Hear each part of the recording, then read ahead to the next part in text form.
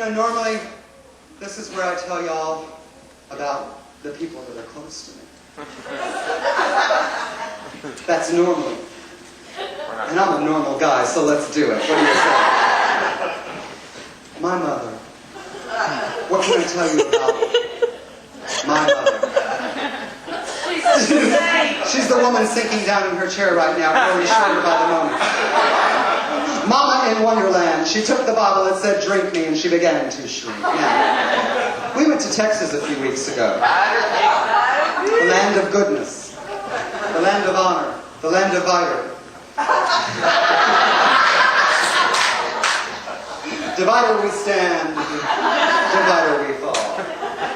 We went for sort of a family reunion. My Aunt Nell, who has married everyone in Texas, and then found God.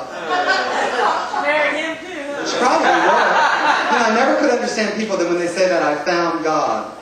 Does he hide? What is that? What does that mean, I found God? Oh, there, Richard, that was fine. Well, she found God. In the house of the Lord 7 times saying, "I do," and now she finds God. Well, good for her. We go to, it's her birthday, we're having a slight family reunion. Now, I'm not going to tell you the whole thing because it was so bizarre. We went to a very, very elegant restaurant, am I right? Called the Potato Patch.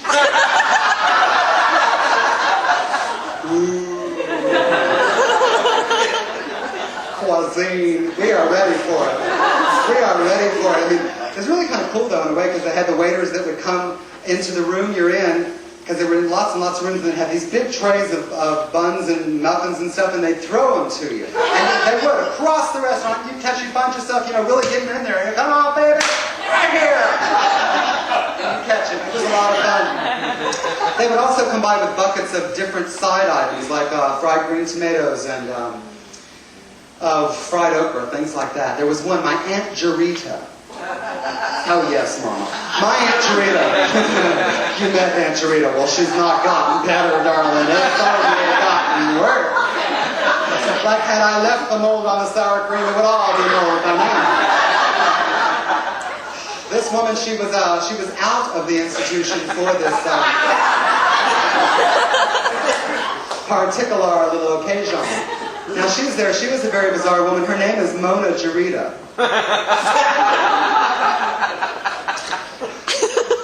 It's kind of like, my grandmother had some sort of insight. You know what I mean? She's going to be nuts. Give her a name no one will understand. She's never heard any words like, I'm talking about Mona Jarita. Well, which one?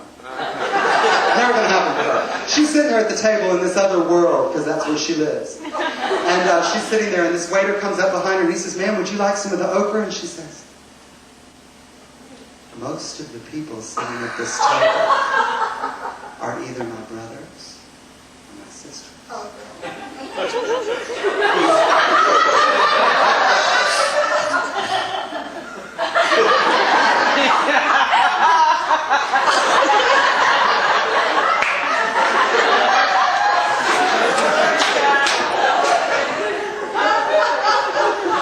And I'm sitting across from her, face to face.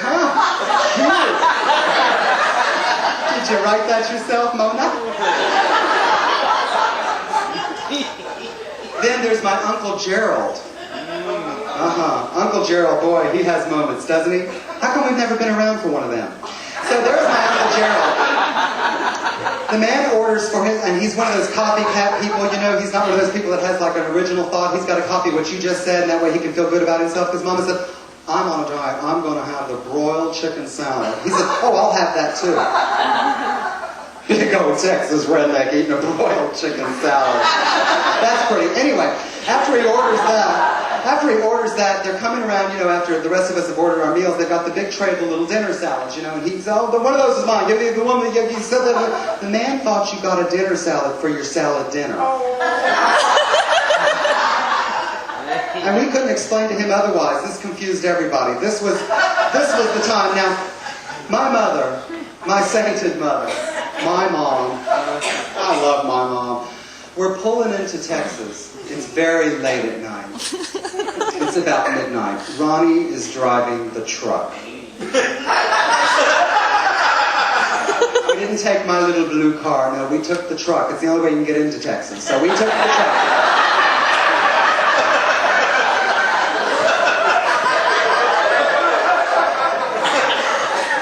It's about midnight now, and we're pulling into the lovely Mecca of the South. I'm sure you've all heard of it. It's called Beaumont. And Mama says, stop somewhere at an all-night drugstore. I need some Primatine. An all-night drugstore in Beaumont, Texas. Which one, Mama? There are so many. And we worked all day till 5, then we got in the 5 o'clock traffic, we got on I-10. By the time we got to Texas and it's midnight, you don't want to stop at a drugstore, you want to get in bed. You just want to be there and get in bed. We've got maybe 12, 15 more miles to go. Mama says, stop at a drugstore, I need some Primatine. Yes, I can't breathe. So we stop at a drugstore, it's closed. We stop at another drugstore, it's closed, and I'm not good with directions. I'm really not. I'm from Biloxi. I can't get you to Howard Avenue from here. Okay? I really don't. I still to this day get it mixed up with Division. I have to think Howard Division. Okay, I have to think these things through. So finally we see this drugstore. You're not going to believe it. In Beaumont, Texas, lit up, cars all around it, people all in front of it. I'm pull right in front. Like luck would have it, this is an all-night, 24-hour drugstore, and it opens tomorrow morning.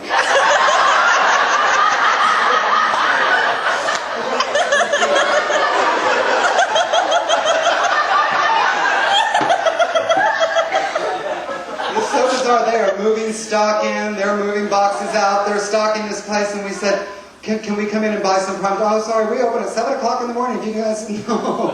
My mom needs some prime this right now. We're real tired. Could we just purchase it? And she's like gagging for breath over here. We need some prime. I'm sorry. And Mama says, oh, I really need the Primatine as well. Shoot. I'll just stand outside the car and smoke a cigarette.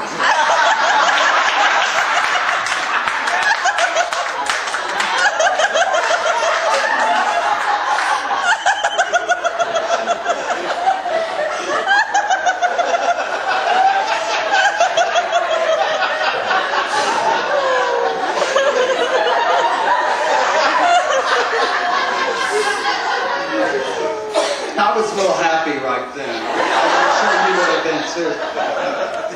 Now Leslie, the ex-wife, y'all heard me talk about Leslie, the ex-wife. Yeah, she's something. One time Bill and Leslie and I, we went to see Phantom of the Opera in New Orleans. And it was a very good play. It was a beautiful play. I even got a little teary-eyed for the Phantom, well, I felt sorry for him and all that crap, I cried at bus stops and bank openings and, Hallmark commercials. I cried, it just doesn't matter. So I said, y'all, this was good, but when Les Mis comes through, I want the two of y'all to go, we're going to go see Les Miserables, because it is the absolute best. It's the most emotional play you will ever see in your life. It's beautiful. Leslie says, I don't know, this is pretty hard to talk about, trust me, I've seen it flow. A few months later, Les Mis comes. I've talked to you about when one time I tried to tell this girl the story and I started crying in the car. I had to stop.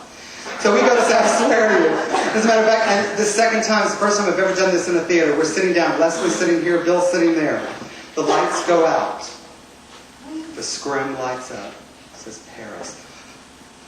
And I got real emotional at that time. The lady sitting to the right, directly in front of Leslie, is speaking to the lady directly in front of Leslie. And she says, oh, Nessie, this is Paris. This is what I'm here in 1960. I said, excuse me. She turned around and I said, don't do it. You never heard another word from her. Like I'm going to sit for 3.5 hours while this puppy explains to this woman what we're about to watch. I don't think so. So anyway, the play goes on. I am an absolute heap. I am crying my eyes out. Bill is like, are you okay? Are you okay? It's like Mama at Schindler's List. Ronny, you want to go stand outside in the lobby? Are you okay? Oh, Mama, I'm fine. Oh, God. So now the lights have come up. Les Mis is over. And I said, okay, was that not the most beautiful thing you've ever seen in your life? And Leslie says, well, yeah, it's just that everybody was so unhappy.